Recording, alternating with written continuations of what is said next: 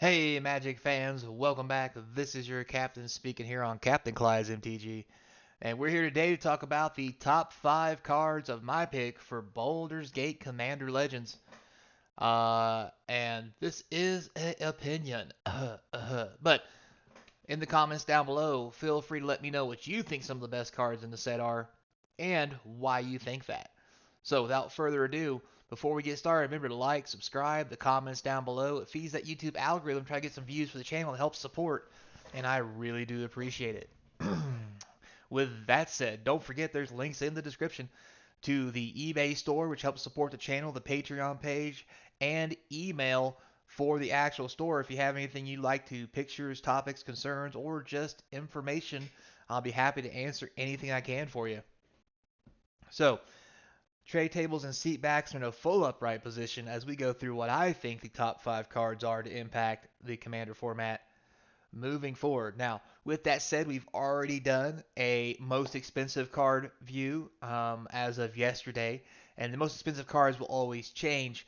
But when we do the top 5 pick, we're really going to focus more on cards that are not only going to be expensive, but cards that are going to see lots of play.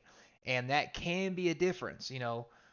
Just because cards see lots of play doesn't mean they're always expensive. You would think that, but it doesn't always play out that way, especially in a format where you only have to run one card uh, to actually run it in your deck. So, without further ado, we're going to start off first with honorable mentions, and we have 3 of them. It was really hard. I had about 8 cards, maybe some more, honestly, but these are the ones I really felt that got close to the top 5 spot, but didn't quite cut the mustard. So, the very first card we have here is the Vexing Puzzle Box. I like this card a lot. For 3 mana, it is a mana rock of any color. Um, Obviously, too, anytime you roll a die, you get to put that many counters, are called charge counters, on the puzzle box itself. Plus, tapping the puzzle box also causes you to roll a die 20. So you could put this in any deck and not have to have a bunch of die rolling to get the effect from the puzzle box you desire. It may take you tapping it several times, but as you guys know, there's several ways to untap artifacts along with lots of other shenanigans you can do to really move up these charge counters. With that said, the ability to tap as a mana rock for any color and the ability to remove 100 charge counters later in the game to get any artifact from your library and put that card onto the battlefield is absurd.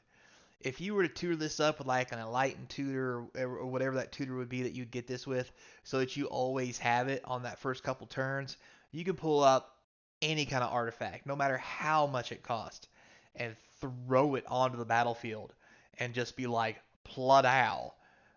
Anything from, the Dreadnought from back in the old days, other artifacts, Teferi's puzzle blocks, planar bridge, you name it. This has so much potential as a kind of a side game inside your main game that I think it makes it to the honorable mention slot.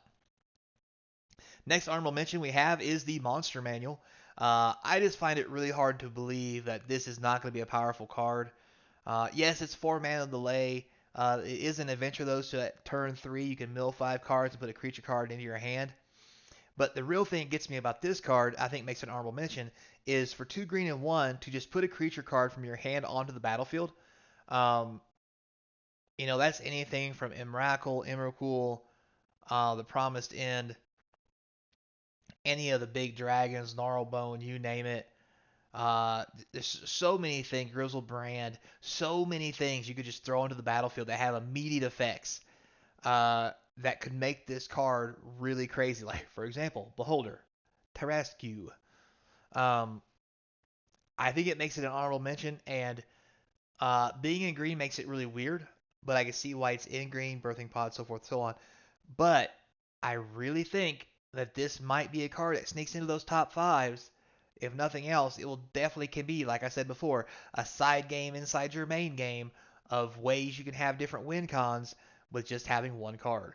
So, the next card we have in last honorable mention is Gale's Redirection. Why do I think that? Well, 2 blue and 3 instant. So let's read what it does real quick. So you exile a spell, then you roll die 20. 1 through 14, you may cast the exiled spell for as long as it remains exiled and spend mana of any color. 15 plus, you can cast it without paying its mana cost for as long as it remains exiled. This is very reminiscent of for me, for those 5 mana powerhouse commander cards. I mean, think about it. It says spell. Like, you could take creatures, you could anything, and then cast it on your turn, or if it's a direct damage spell, recast it immediately to kill something else. There is so much to go on with this. It was really, really hard for me not to put this in the top 5 somewhere. And I think it will see lots of play once people start realizing how powerful this card is. But for now, it's going to have to stay on honorable mention. So we're going to start off with our top 5, and our very one at number 5 is Jaheira, the Friend of the Forest. So for a green and 2, it's a 2/3 legendary creature, human elf druid. Tokens you control have tap, add a green, and you can choose a background when she comes into play. Why is this number 5 over some of the other cards? Because in token strategies, the strategies often go wide. Make a bunch of tokens, lay a Crater Hoof so they all get pluses, or some kind of spell that makes you sack tokens to kill things, blah, blah, blah. The thing is with this is almost, not really almost, it is a 3 mana green ritual.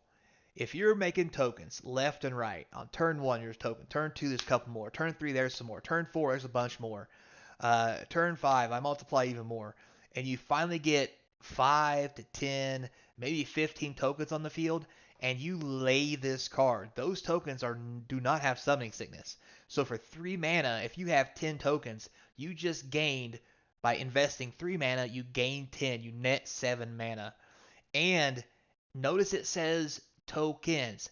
These are any kind of tokens. These are treasure tokens. These are blood tokens, food tokens, anything. So, and because of that and the way this is worded, that's why for me, this is number 5, because the ability to ramp yourself and go absurdly large with mana makes this number 5 on the list. So going on next, we have number 4, which is Storm King's Thunder. Why is this number 4? Simple. It's a mythic. No, I'm joking. So 3 red and X, instant lets you copy a spell X times, which is X mana that you put into it. Again, if you think about this, inside a deck I just mentioned with the elf, right? Let's say you have 3 mountains, and you want to cast, I don't know, not Call the Wild, well, whatever, any green spell to search a creature, right?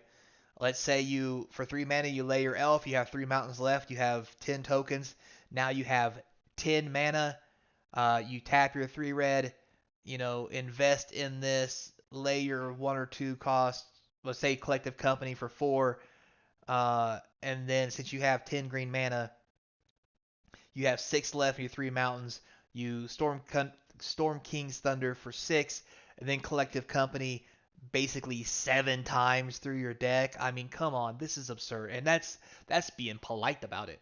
I mean, think about what if you Fireball, and so instead of Collective Company, you Fireball for 3, copy it 3 times, or Lightning Bolt. The possibilities are endless. What you can do with this card when you start copying things, and that's why I think this is number 4. So next we go on to number 3. We have Nine Fingers Cain. And why is that? I'm going to tell you one word. Ward. Pay 9 life. Yes, that's 4 words. But Ward is what we're really talking about here, people. This is a great commander. And this being your commander, just putting this thing in play and just doing its thing, when they have to deal with it and they try to ward it and they have to pay 9 life, they can only attack this thing 3 times before they kill themselves unless they're running life gain. This is an absurd commander. So, with that said, it's going to be very hard to deal with a commander like this, and I really think it's going to be so hard it might go up in the ranks of how hard it is to deal with and how good it is to play, causing some serious errata or maybe even suspension from the commander format.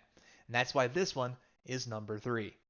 So moving on, next we have number 2, Archivist of Ogma. That's right. We've seen this in our previous videos. The extended art version was pretty pricey. Regular art's actually still pretty pricey now, and I think it's going to keep going up as more people realize a white and one for a 2/2 flash creature that when the opponent searches their library, you gain a life and you draw a card.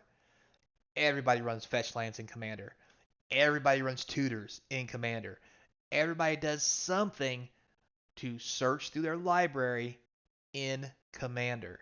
And because of that, for 2 mana, you get to draw a card and gain a life with no activated ability other than this thing just needing to be in play.